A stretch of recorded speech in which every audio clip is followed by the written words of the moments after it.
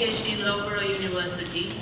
He's got over 160 publications and millions of pounds in funding.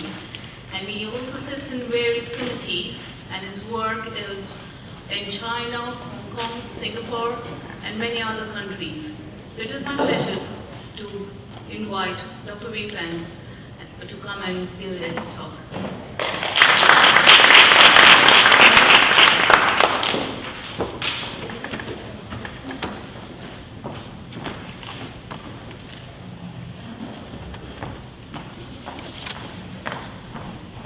Well, very good afternoon, everybody. It's always a challenge, to talk to a big group of people after the full lunch, particularly with people like me still suffering from the jet lag and some of the audience. I just want to thank Professor Arif somewhere again. Maybe just to pop it out for inviting me here. It's so good because I lived in the UK for 10 years. It's so good to come back to see some friends and colleagues. And today we're going to talk about the productivity and sustainable and smart future of construction, and try my best to align with the conference theme.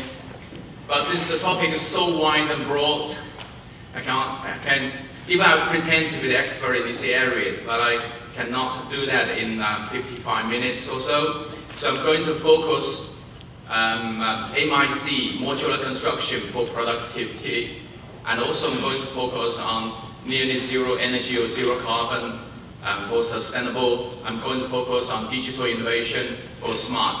So I pretend with a big heading, but I'm going to talk about something very focused.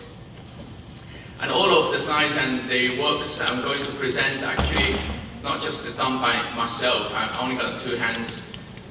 It's really done by colleagues and researchers in our center. At Hong Kong U, we run the center called Center for Innovation in Construction and Infrastructure Development. We have about 35 to 40 full-time researchers running a portfolio of funded projects of $40 million. Well, to talk about the future, probably start with looking back to the history. And this is what the ancient Egyptians were building up the pyramids. And this definitely was off-site, right? Because they had no way to produce all the big cubes on site. However, would you think that this is a PSS with a productive, sustainable, smart way of construction? And this is our ancient Chinese. We were building up the Great Wall. And of course, in the mountainous areas, they have no way to find the big, bricks, blocks, and mortar, and particularly given the scale of the Great Wall. So would you think, this is definitely off-site, but would you think this is productive, smart, sustainable? Now, it takes human hands a period of 4,600 years to transfer the construction from one block to another block. The other block is representing the latest construction technologies in the construction industry, actually all over the world for the moment, which is the module of the modular building, modular construction technology. Whereas the block on the left is solid, right? Nothing intelligent there. Block on the right involves a lot of intelligence, technologies, smart, IoT, sensors, Bluetooth, RFID, drones flying on the side, getting the data, transforming the data into the mobile version to be used by the project management team. But that journey has taken humankind nearly 5,000 years. So, to cut the story short, I only bring you back to 50 years ago. This is what happening in 1968 in Montreal, Canada. They built up this Habitat 67 really to celebrate the World Expo, which took place in Montreal in 1968. And the good news is, after 50 years, this building is still very healthily and effectively occupied. And in many countries and regions, the design life of buildings is only 50 years. In the UK, 60 years, I understand. Right? And we are moving ahead actually from 60 years ago. The building was 13 stories maximum for the Habitat in Canada. And this is the tallest concrete modular building in the world, the finished ones, which is located in Singapore, 40-story, using concrete module. And this is the house of the future. It was a product developed jointly by Disneyland and also MIT at that time. However, they used the innovative plastic materials to produce this very lightweight, 6 units interlocked small homes for the use by scientists and sports people. And nowadays, if you go to the place in France called Rennes, you can still find a few there. But they only managed to sell 30 units forever in history. So commercially, it was a disaster. Technically, it was quite a breakthrough. However, that didn't stop the people from innovating innovative materials. On the top right is the B2 Atlantic Yard, the steel-framed modular building, which is the tallest steel-framed building, modular building in the world for the moment. And the merit of this building is the steel-framed modules plus steel frame for the circulation core. So there was no wet concrete at all for this project.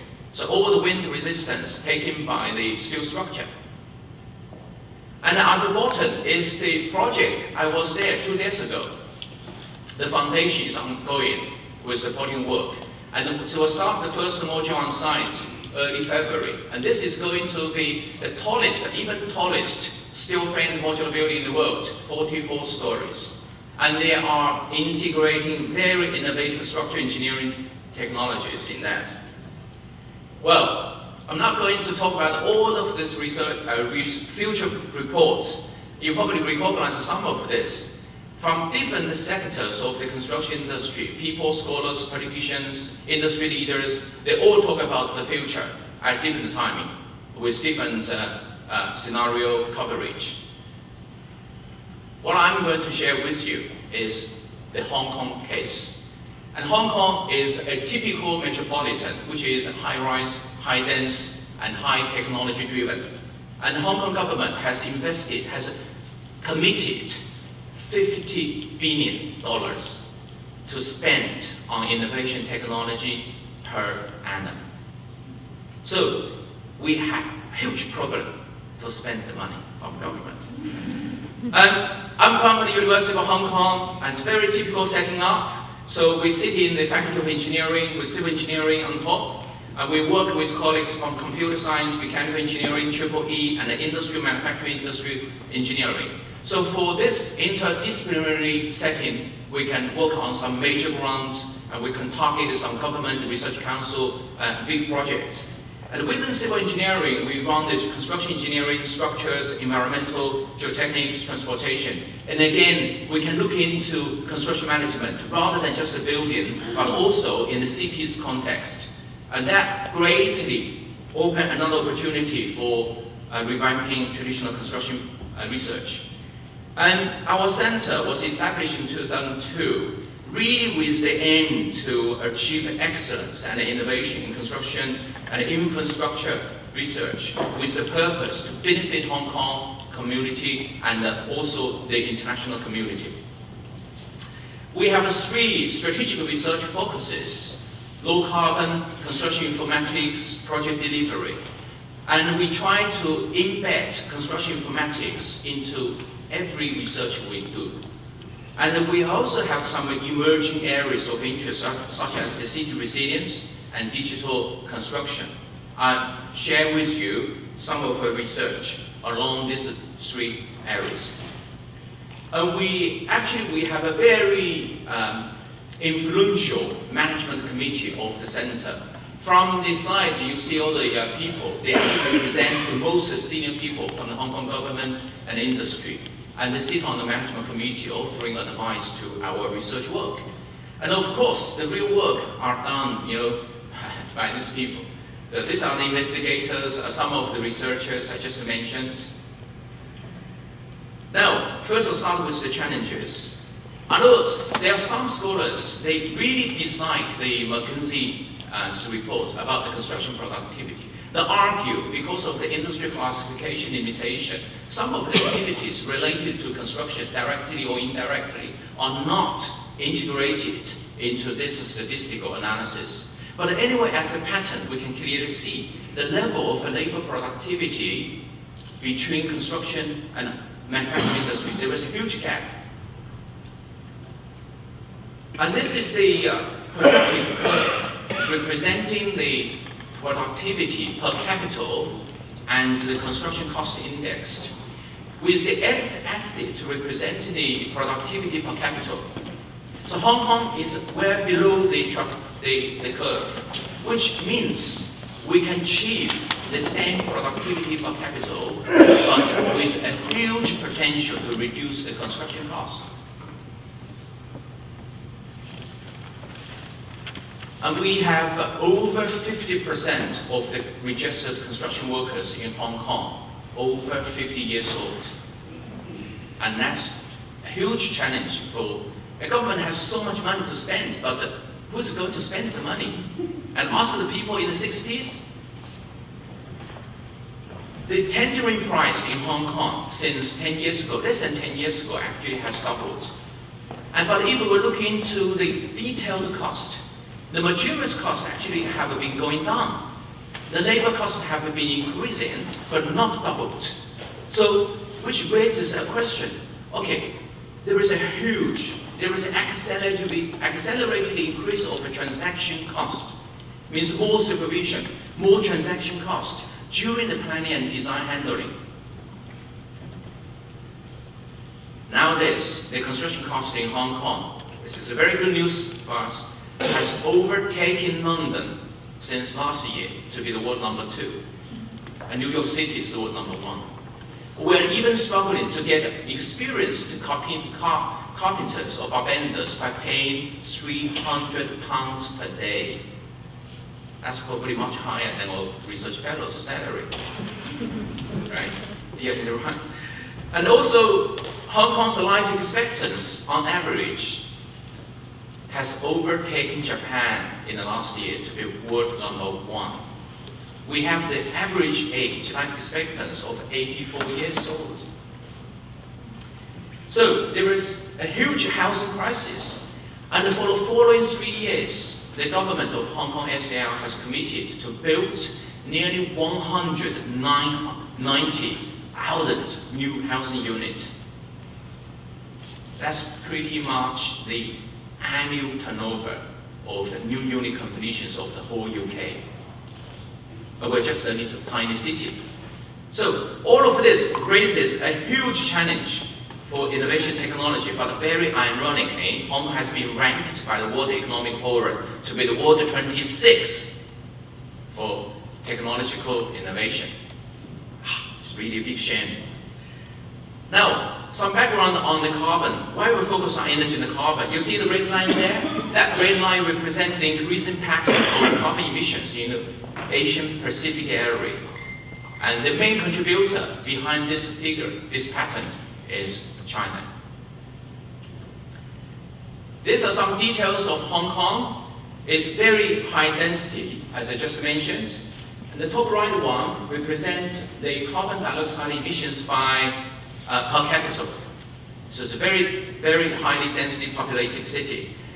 And the bottom left represents the energy use equivalent, the oil equivalent energy use carbon emissions. Means the energy consumption in Hong Kong is quite carbon intensive. Means we have a very huge technical challenge. However, the bottom right figure represents the economic motivation for any energy or carbon reduction. So Hong Kong is right at the bottom of the figure for many, many countries. So we have a technically challenging task, but we have a very weak financial incentive to do that. We have to double the challenge, which is very good for researchers. We can claim more funding to be done, to be paid by the government.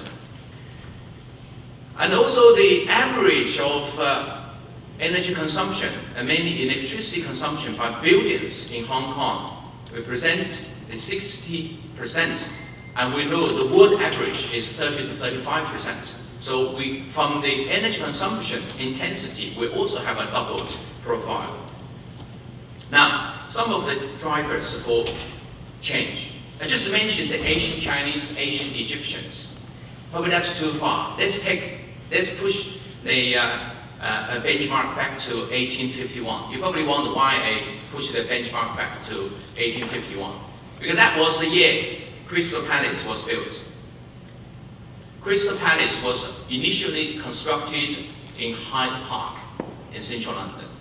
After 2 years, after the celebration of the World Expo, it was 100% relocated to Sutton, the southern part of London. And that was 160 years ago. The industry was already doing 100% relocation. Wasn't that a perfect case for off-site construction? So we took that as a benchmark and checked what we have done in the 160 years. So start with the Crystal Palace and the first case of the precast concrete in the 1870s, and then the Eiffel Tower in Paris, and then through the first prefabricated modular block to the kit of parts homes, multi-story RC framework, and then all the way down to 2019, where we saw the completion of the 40-story modular building, which represents the tallest one with the status of completion. So, also we have been doing so much modular construction, advanced prefabrication. However, we don't forget the challenging context, which you have really, really lightly touched only, which is high-rise, high-density. And nowadays, according to the UN's statistics, the number of cities in the world with population over 1 million has increased by 50%, 50%, from the period, during the period from 2006 to 2016. So what we will be doing, what I actually have been doing in Hong Kong to develop a high-rise, high-density solution for future city development will be very useful for many other mega cities in the future. I just put one challenge there. That is the wind speed. In in London, the 3-second gust wind speed as measured ever by the London Metro is 39.2 meters per second. Right? And then mathematically you can work out the wind pressure, the design pressure of that. And in Hong Kong, 50% more, and nearly 60 meters per second. At the end of September, we had the super typhoon attacking Hong Kong, and the wind speed reached to 200 kilometers per hour, equivalent to 50 meters per second. And all of the buildings in Hong Kong stood still. There was no major failure.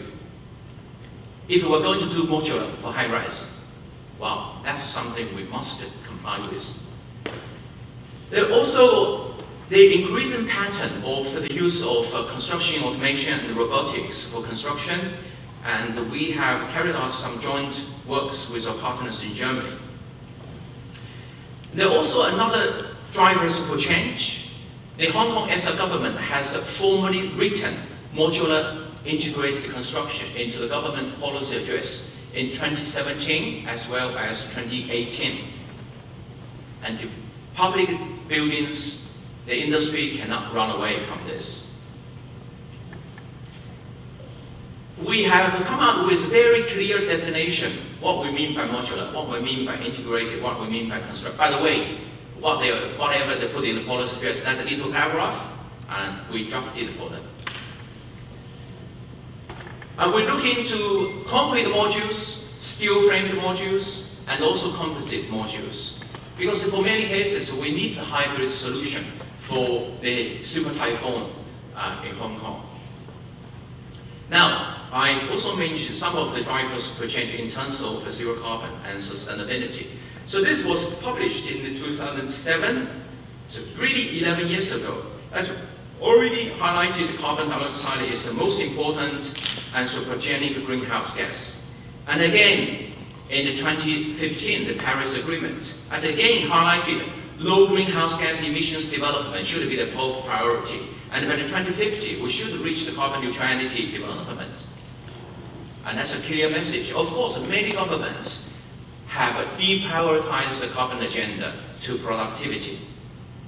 So that's why I talked about the productivity at the front. But don't forget, we actually have a medium term, I have a long term of carbon reduction.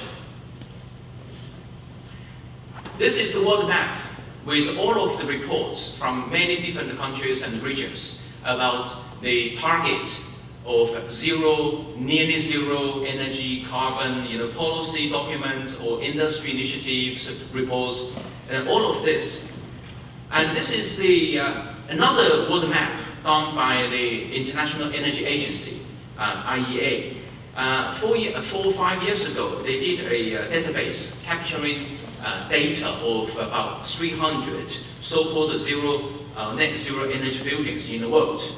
And we have taken this database and developed this up and captured the data of 600 such buildings. And we did some statistical analysis. You see from the bars, actually different colors of bars, there is a trend of diversity, right? In the past, most of the so-called zero energy, zero carbon buildings are in the low rise, 1, 2, 3 stories high, are in the mild climatic zones and also on the cold climatic zones. But now more and more in the tropical areas, more and more in the non-residential sectors, like office buildings, like educational buildings, even private housing. And also we did the cluster analysis. And coincidentally, we have identified a few patterns, as I just already mentioned. So statistically, we verified our best guesses. So now, with the challenges set up, with the drivers for change elaborated, I'm going to share with you what we have been doing back in Hong Kong U of the research. So I draw this framework. I'm going to first share with you our research on the modular integrated construction to target the future productive future of construction, and by talking about the zero carbon building to target the future sustainable, and by the smart one is aiming for the digital future. And we started with, because in the past we hadn't got the high-rise modular buildings in Hong Kong. We were very established in precast concrete technologies, in-situ concrete. We easily achieve a 6-day floor cycle for the high-rise construction, but not really the modular one. So we started the high-rise modular buildings in the world. And of course, always we identify achievements as well as challenges, problems. I won't go through the details. And one of the buildings actually just located beyond the Wolverhampton train station, the Victoria Hall, and 25 stories, constructed 11 years ago. And we did the overseas study trips, so we visited the UK a few times, Singapore a few times. We talked to the supply chains, government people, industries, and get their opinions on the future of modular building high-rise in Hong Kong. Identify the benefits and challenges. I also skipped through this one. So that is the mentality behind. So how we can transform the challenges into drivers, the motivations for change, and maximize the benefits. What kind of strategies we should have in place. And we adopted this 5-fold theoretical framework. So for something like this, innovative technology to happen in Hong Kong, we must address the technical aspects, the regulatory compliance, the commercial viability, the supply chain competence, and the market preference. And for all of these aspects, we have got a funded project to support. I take you through now. So the first one is our technical analysis of high-rise modular building up to 40-story, which was commissioned by our government. And then we took an existing building, which was constructed by in-situ concrete, and we did the modular design. And so the red colors represent the modular residential rooms areas, and the blue and the yellow ones are the core areas for lift core and for the staircase circulation cores, and the yellow color for the corridor areas. And there are two options. We could have the corridor areas also designed into the modules. So it's the residential room plus the corridor as the non-modules. And we can have the corridors still in-situ concrete, depending our structural calculations. So we did the structural calculations, and we worked on some very tricky structural re-engineering. I just want to highlight something. Is this a laser point? Yes. Originally, there was no coupling beam, right? Because there's all the concrete shear walls. But once we remove all the concrete shear walls at the two ends and replace them by the steel frame modules, we must recheck the top floor drift. So we added back some coupling beams in order to reduce the concrete use for the core areas. And the result is we can economically integrate the use of the steel frame modules into even it's the 40-story student hostel residential buildings in Hong Kong. And also we looked into the public housing. On the slide is two typical layouts of public housing in Hong Kong, the crescent shape and the Y shape. And it looks like very complicated, but actually the massive housing development program relies on four basic modular flat designs on the left. Again, we did the modular layout design for the housing authority. Sometimes we realize we do a lot of consultancy, look like research for them, but we charge at the research rate, not really consultant rate. So the different colors representing the different types of modules. And the blue colors and the yellow colors and red colors represent the concrete shear walls. Because the wind catchment, projected wind catchment area is fairly large, 25 units per floor. And we calculated running the structural analysis ETAX model. And yes, we can easily meet our building controls structural requirements, even with a huge room for optimization. We also looked into the very tricky connection details. On the screen, there are a number of connection details, actually from the past and current practices for high-rise. So they are the connections for either the rebar connections, structural rebar connections, or the concrete connections. In Hong Kong, I tell you, we have got the most onerous, most conservative, we're all academics, I'm free to say that, the building control authorities. Right. So, for example, the top row, the number 3, that actually is a structure connection detail proposed by Hong Kong U to a building control authority. And they took it, they written in the code of practice. But when you submit any building plan, structure plan for the approval, they never take this as a statutory. They say code of practice is not statutory, which is true. It's not the building regulation, right? It's a reference point. So they're very conservative. And no matter what innovative connection details we propose, we have to go through a very onerous process. And we looked into the connection details. Of course, this is the structural engineering part. We particularly look into the connections between module to module, module to core, module to podium, and with finite element analysis and also laboratory testing. We also, more important, looked into the advanced structural engineering. And for the building regulations in Hong Kong, there must be a fire exit for every 20 floors. So once any building we build beyond 40 stories, we must design a refugee floor, right? But sometimes we do compromise because we have a very limited and developable land supply. So when we build super tall buildings, so say 50 stories, 60 stories, we cannot rely on the modules to take the vertical load or stacking effect. So we must look into advanced structural engineering. We also look into the different types of polymeric fiber concrete to reduce the loading of the modules. Now, technology won't, and in my experience in Hong Kong, will never make it work, per se. So, we have another research project looking into the supply chain integration of high-rise modular building. We have identified the relevant supply chains in the Pearl River Delta, and also Yangtze River Delta, and also in Malaysia, Singapore, which are 3 places within the approachable distance to Hong Kong. And this is our some example of a previous work. So we developed this prefabrication transportation service platform, which is built on the IoT RFID supported system. And building on that, we are working on this smart technology integrated platform to enable information synchronization between 3 stages. One is the CAM in the manufacturing factories.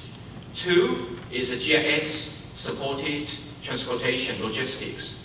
3 is the site situation. So that we will have to rely on the use of at least three types of sensors, like the RFID, like the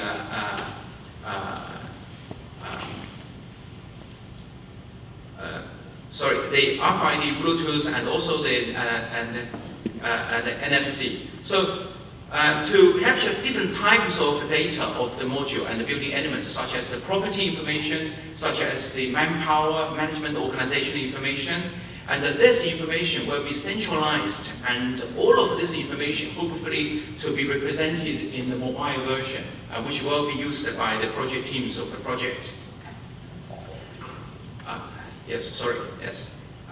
So to enable that information system, we have designed this 4-tier data structure, as I just mentioned. So the first tier is with the 3 types of sensor and the camera to capture the information crossing the 3 stages, and then upload on the cloud, and then visualized in the BIM and the GIS and the VR. That's our immersive cave system in Hong Kong U Civil Engineering, and for different types of decision-making purposes. And our researchers, they have also tried out to play, and so in the middle, that one is based on the Google Earth, so to track the movement of the trucks with the modules. And the middle one was produced using a fuser to simulate the installation process. And on the right is our immersive curve. We can engage that for education, awareness raising purposes. And also our researchers, they have actually developed a very complicated tower crane control. Because normally for the typical precast concrete construction in Hong Kong, the maximum weight of a single precast concrete item ranges from 8 to 15 tons. So we can easily engage a traditional type of tower crane. However, with the heavy weight concrete modules, the single item weight can reach up to 30 to 35 tons. And then we have to engage heavy duty tower cranes. The rental price actually can be up to 10 times of the traditional tower crane. And more importantly, there is a huge safety risk. If the tower crane operators, they may not be so familiar with, so we have designed this, the tower crane virtual reality system. So for the tower crane operators to view and control, actually the system will stop the operator from doing something beyond the capacity of the tower crane. And very, very importantly, we realize, even you have the perfect supply chain, even you have the perfect technology, it won't work. The innovation won't work without the right policy. So by commissioning by our government, again, we have drafted up. Actually, we're going to launch this report in January, very soon, January. So it's the MIC, Modular Integrated Construction Strategy Paper for Hong Kong, Modularization for Modernization. Industry engagement is another key to success. And we have organized a number of forums, training sessions, and we organized the international conference in April and attracted many experts from the world and our governments and the seniors from the industry. And during the course of doing this exercise, we also attracted a lot of media coverage, as the TVB interview of me and also the local newspapers. And we feel, okay, motivated, we can do more. And also we earn trust, we can get more and more funding. Well, now I'll take you through some of the research in the aspect of a sustainable future of construction. We look into the energy simulation and carbon modeling, and that's the basic technical research we must do. We must quantitatively be crystal idea how much energy the high-rise buildings in Hong Kong consume, how much carbon the buildings, high-rise buildings in Hong Kong they emit. And we look into the technological innovation and decision making, and also the use of construction automation robotics to help achieve sustainability, and policy study, engagement, life cycle analysis, industry and education and training. And all of this are supported by externally funded projects. And to sum up this aspect, we identify the challenges in 5 areas. And we have developed strategies and works. So starting with the theory, we need the system theory. And we created a new theory, which is called the system dialectics theory. I explained in it. Hopefully, this is the second term you will learn from this conference. What's that? Psychology, right? I might be wrong. I need to learn from Professor So, who is it? Thank you, George. So this one is a dialectics theory. Enable policy drive and form the social partnership and integrate smart technology. I visited a number of so-called zero energy buildings, zero carbon buildings in the world. And I talked to the clients and I got the measured energy data. And I realized many of the so-called zero energy, zero carbon buildings are not. This is one of the very few examples, right? The Denmark one, the Green Light House. This is the Innis Tower in France. This is the Pixel in Australia. So we come up with this fourfold theoretical approach. So for our research into zero carbon building, first we must understand what we're talking about. That's what we call ontology. And then how the knowledge on zero carbon building is created, that's the epistemology. And through what research methods we capture this knowledge or develop new knowledge, that's the methodology. And what perspective we are taking for this research, that's our value, that's axiology. Of course, these 4 terminologies you can trace back to the ancient Greek. I took this too from the Hong Kong Space Museum. A few months ago, when I was taking my son to the Hong Kong Space Museum, by coincidence, we watched a movie. It's talking about the TOE, theory of everything. So these are the scientists that are trying to, actually so far they have identified 17 types of basic particles. So everything in the universe, you can trace down to these 17 types of particles. Now, I adopt the metaphor here for our research. For construction research, we must trace down to the basic particles. So if we are researching human in construction, then the human body is our basic particle. If you are researching materials, you probably get closer to this. If you are researching zero carbon building, then what's the basic particle? And we have developed this theoretical framework as an attempt to move to that direction. So we have identified, for research zero carbon building, identified 8 main system boundaries. And in each of the system boundaries, we have identified a number of dimensions. And under each dimension, we have different variables, parameters. Now, we're civil engineers or researchers, so mathematically, we can develop an equation to express it.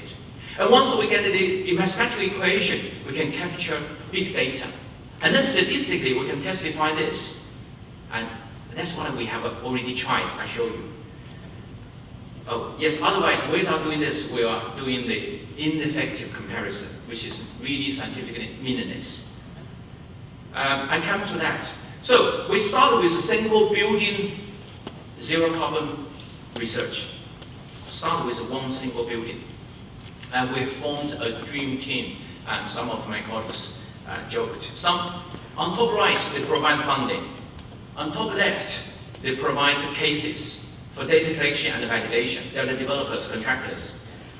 On the middle, they're the best consultancies, or maybe some people argue that, whoa, of course, never mind. And the university teams. At the bottom, they are the professional bodies, consultancies, project teams. And we started with these 10 elements of the zero carbon building model. We look into the user behaviors, building energy efficiency, energy production, and supply efficiency. And we used one single building, which is in Hong Kong, a typical public residential building, 40-story social housing. And we used the Energy Plus engine and embedded in the simulation tool Design Builder for energy simulation, and we use the JE Plus tool for our parametric analysis. We did try to automate the energy simulation with building information modeling. And many scholars argue that, but I tell you, based on BT experience, the software, they talk to each other, no problem. However, only reaching a certain level of accuracy. So we end up with many data gaps, and those data gaps are recognized in our energy model as air passages. And that hugely skew our energy analysis. So in the end, we decided we drop this automatic route. We come back and just use the geometry information from the building information modeling and rebuild our energy model. And this is our result. The red star on the top represents the general average of energy use intensity of all public housing buildings in Hong Kong, nearly 200 kilowatt hour per square meter and per annum. Wow, okay. Given this is a high-rise and also hot and humid subtropical climate, we have 1/4 of electricity consumed for air conditioning, and it's mainly for air cooling and dehumidification. And the case study we picked up is already very green, so that's represented by the first black dot base case. And we have developed 2 technological solutions, package solutions. So the first one is to reduce that to quick win. By using the market readily available technologies, we can reduce the energy consumption and the carbon emissions by roughly 1/3.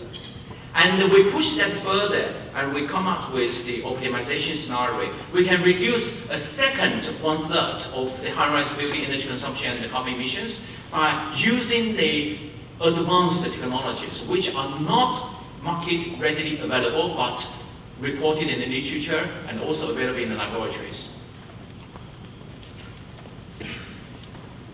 As I just said, single building analysis doesn't work scientifically perfectly in Hong Kong.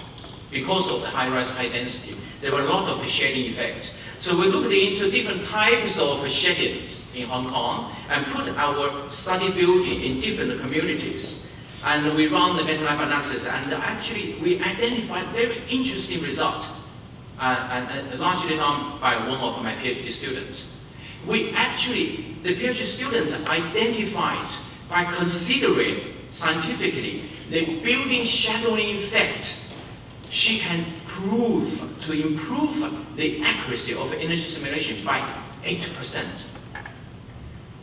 Shadowing effect mainly affect natural lighting and solar gains.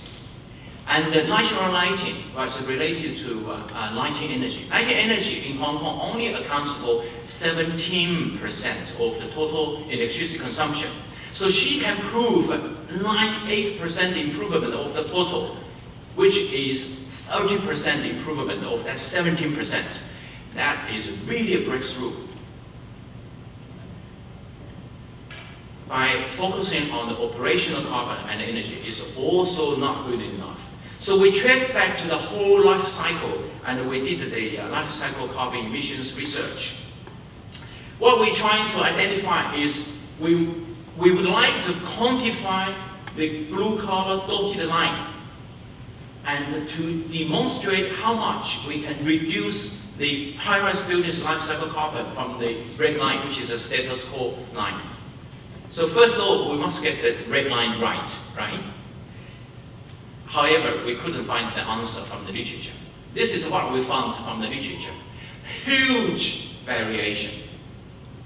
So some researchers, they reported, 73% increase. Some reported a 49% decrease between the comparison of prefabricated buildings and in-situ concrete buildings, the imported carbon. So we don't know who to trust. We decided to do ourselves.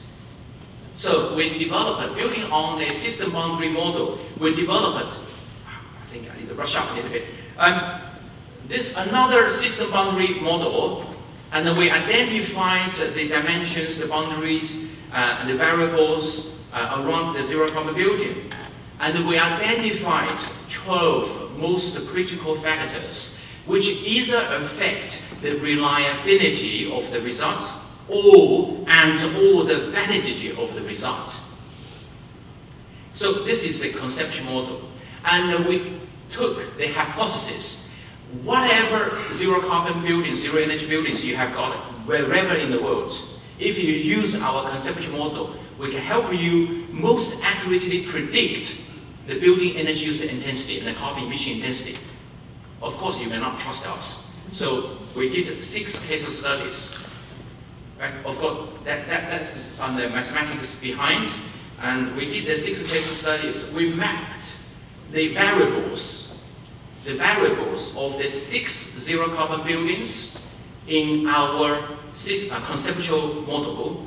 So you see 6 rows maps, right? So behind the 6 rows maps, there are 2 key indicators. The first one is the discrepancy rate in terms of the cases, life cycle carbon emissions.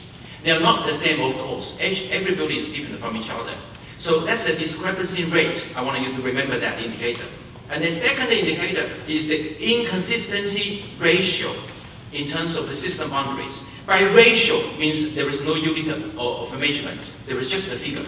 By rate, there is a unit of measurement because that's measured by kilogram carbon emissions per meter square per annum. And very, very interestingly, we run the correlation analysis. We have found statistically very significant positive correlation between these 2 indicators crossing the 6 cases. And that is a very useful evidence to support our theoretical model. And we submit this paper to the journal 1 month, fully accepted. And we realize the life cycle carbon emissions actually is very labor intensive. And one of my PhD students is sitting there, and she has spent days and nights working on this. So we want to solve the problem. So we have developed this smart technology platform. So rather than to capture all the data labor intensively, can we adopt the smart meters into the trucks? Can we install the sensors into the production line of the precast concrete factory? Can we install the sensors on site to capture data and get every 10 minutes the automatic update of the data? And we're still working on that. And the second solution is, okay, rather than this life cycle carbon for the building as a whole, can we develop KPIs to benchmark the carbon emissions at the different levels? So from the building to the flat, to the elements, to the materials, to different levels, right? At least get a step closer to the scientifically lifelike comparison. Along the work, we have also identified a number of strategies for the carbon reductions. And also we have done this policy research. This was commissioned by the Hong Kong government Central Policy Unit. Hong Kong, we started the first building energy code in 1995, so 23 years ago. Right? We traced all this, and we developed again a theoretical framework, and we looked into different scenarios of zero carbon from 2020 to 2050, and we presented to a senior government officers with risks, opportunities, recommendations. We have done our job. I don't know how much they can take up. So that's another thing. And also we realized we must work together as a partnership. So we have set up this called Hong Kong Zero Carbon Partnership. And we have nearly 100 corporate members across the world, including developers, contractors, governments, universities, industries. And we work together to explore solutions for substantial carbon reductions for high-density, high-rise buildings, and that's our initial focus. We have organized many international seminars in Hong Kong, workshops to distribute knowledge, to get the people from government, the industry together to talk about, the research, the practical cases, and so on and so forth. So to support that, we also published this series by green color, that's the international seminar proceedings, by the blue color, that's the international workshop reports, as well as the professional journal magazines. I know in academia, these are not getting recognized at all when you apply for promotion or whatever, or RAE or REF. But that's something we contributed to the industry, to the society. We also developed a mobile apps and tracking the access to a website. And on the website, we also provide some information according to the location information our members they can access. Now, I talk about the building level. It is one building or few buildings. And our research team has also tried to move from the building level to the city level. And that requires the programming and the information conversion, sharing between different softwares and different formats of information. And so that's just some snapshots.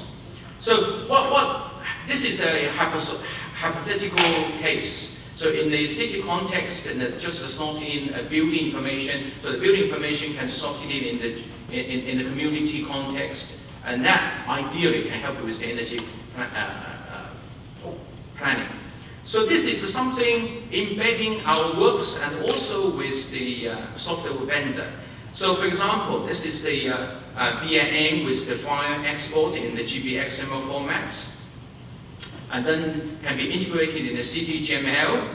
So once we have that model ready, we can run the CFD simulation, and also we can run an energy simulation, of course, and also visualize. So you can change some critical variables. You can have this single or multi-variable parametric analysis, whatever, depending on your purpose. And now, I've talked about that, and this. On the top right is the artificial neural network modeling. When I was doing my visiting fellowship to Imperial College, they have something like this in the Imperial College Dyson School of Design, and also a joint program between that and also the Imperial Engineering faculty. So I'm taking this metaphor again, but we haven't done this yet, we would like to do in the future. So if we can take the neural system of a human's brain to simulate the information movement in the construction industry, so we could have the information media as cost information flow, carbon information flow, energy information flow. Also, you can have the qualitative trust information flow. Can you? This is the typical innovation curve. Also, we know the more we produce, the better cost competitiveness we can have, right? Now, I tell you a trick of iPhone. So, in theory, when iPhone introduces every new model, the market price should come down, right? Following the economic curve, right? Now you understand why iPhone continuously, every 18 months or so, they push to the market a new model to raise the price, at least keep the premium cost price. These are the illustrations of precast concrete production in the 1970s. And at that time, actually, there was a precast concrete yard next to my home. This is what we do. The latest precast concrete technologies in the world. There are a few companies can provide this. For example, the Beckman in Germany. So they use the twin robot system to control accurately the positioning of the mold. You know, they can reach the accuracy control within 0.1 millimeters. And in a construction site, we're talking about centimeters. This is what the Sinclair 5 electrical car models in the 1980s, right? So I already see some smiling faces. Technologically, it was quite a breakthrough, but commercially, as a disaster. And this represents the latest automated car manufacturing profile in the world. And this, the photos were taken of the BMW factory in the center of Munich. And I went through the whole production line, 3.5 hours. Start with a piece of metal to the last gate. The testing drivers drive the BMW car. This is the electrical car, a BMW i3 model. Drive away for testing, 3.5 hours. The bodywork of this car has reached 97% automation. Only 3% done by humans. 97%. You can't believe. The engine part reached 70%. This is what we see in the medical operation theater. You won't feel surprised, but actually by looking at the photo, you're so surprised. You look at how many indicators, how many metrics there, how many digital appliances there, how many people working for a single purpose. There is no trust issue, right? There is no blame me issue. Everybody is rushing together, get the work done, right? And the patient is monitored by so many equipment. What's the status in construction? Apart from a helmet, safety vest, boots, gloves. And then we can take another comparison, which is the military sector. This is a typical soldier. You look at this, how many equipments they have got. And look at the construction worker, how many we have got. And this is the latest, right? This is the augmented reality. That is really, really the latest status of construction. Augmented reality to help checking the quality assurance, checking on site. Make sure the EMA pipes are in the right place. But we're miles. No, we're not miles. I think we're decades away from this. Now, back to the technology wave. This was brought forward by Kontrativer, the previous Soviet Union scientist.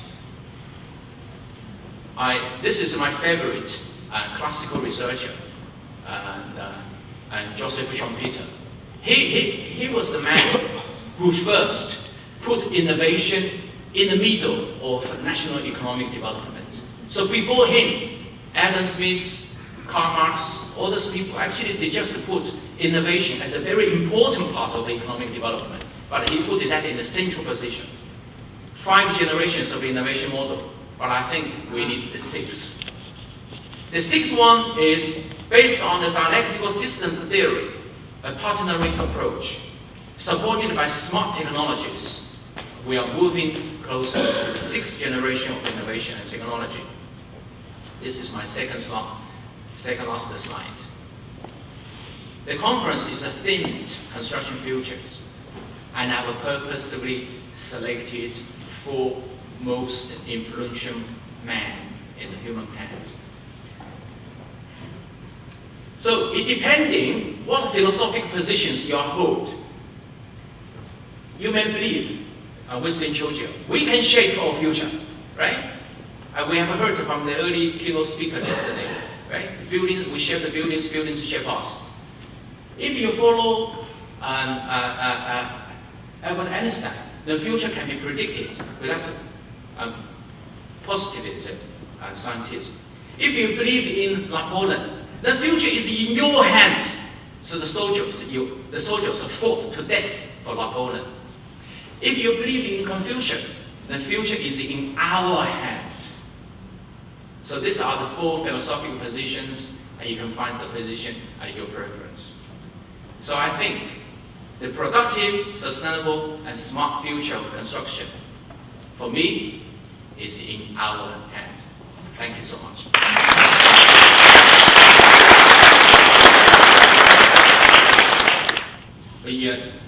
Yes? Hello, Ala Hamid from University of Wolverhampton. Thank you very much for the interesting talk. Actually, you showed some numerical modeling using advanced technology and software. I'm not sure to what extent we should trust and rely on numerical modeling, and whether we need to do some sort of verification for such significant project similar to those you used to show. Thank you. Well, that's a very good question, to be honest. That's also something we are working hard on and we struggle with. There are many computational methodologies and approaches, of course. I think the one we have a preference for the moment is the Bayes network.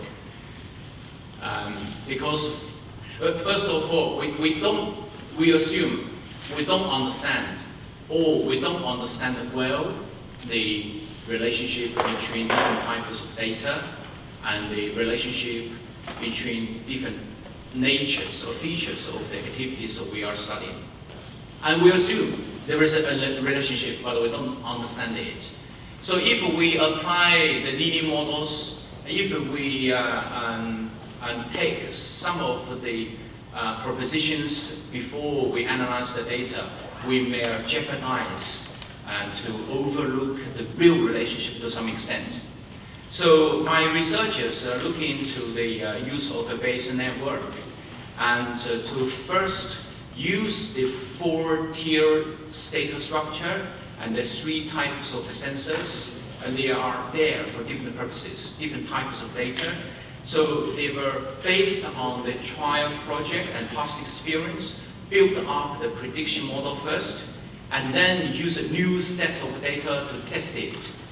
How well the Bayes network computation model can help us to predict the future and then compare with the measured real data of the future in a later stage. Thank you very much. I think I'm just conscious of the time. So I'm going to close the session here. Thanks very much for attending.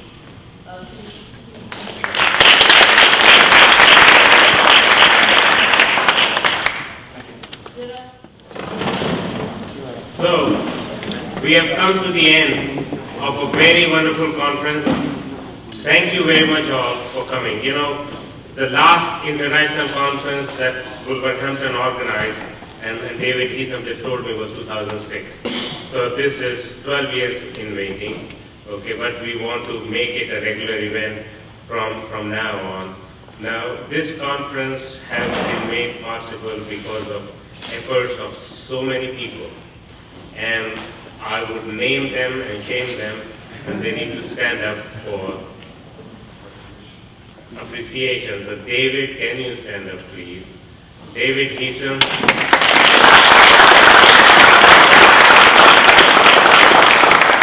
Jennifer Charlson.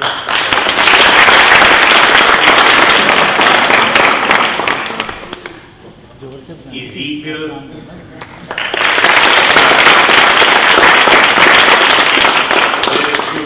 Shuba, where are you? Okay, and we have Psycon chairs also. So is Abigail there? She's not there. And I forgot your last name, the other Psycon chair. Graham, he has gone? Yeah, he's gone. Okay, so we have Psycon and ICCF both came together and we did this joint conference. There's Chidi Obi, you know, Chidi, stand up. I know you're on the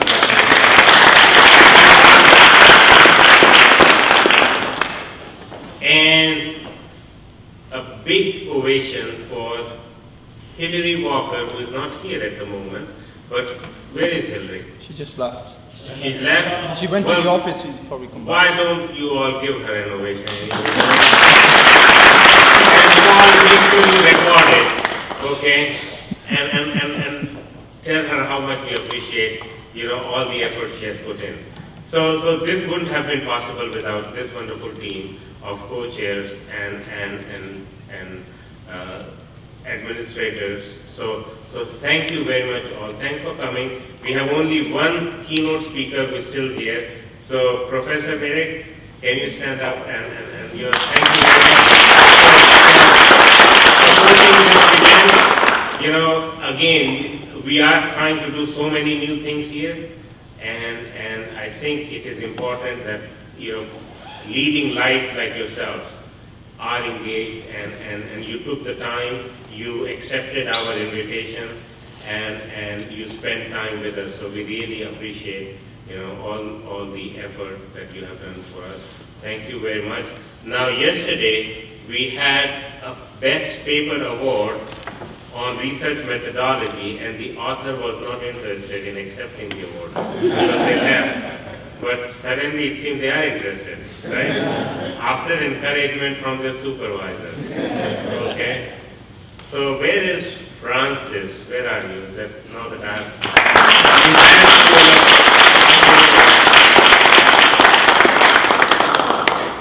So Francis had to leave the dinner just before the awards were announced. Okay? Well done, Francis.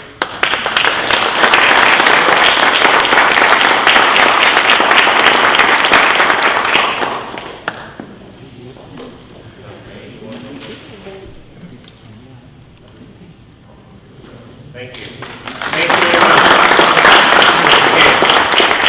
So I think with that, I would say that, being a conference after 12 years, we attracted participants from 12 countries. David, is that correct?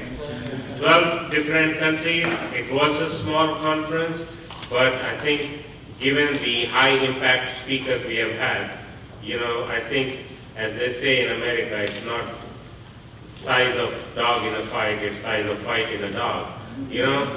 So I think we did well, and thank you very much all for the support you have given. So have a safe trip, have a very Merry Christmas and a Happy New Year. Thank you very much. Thanks.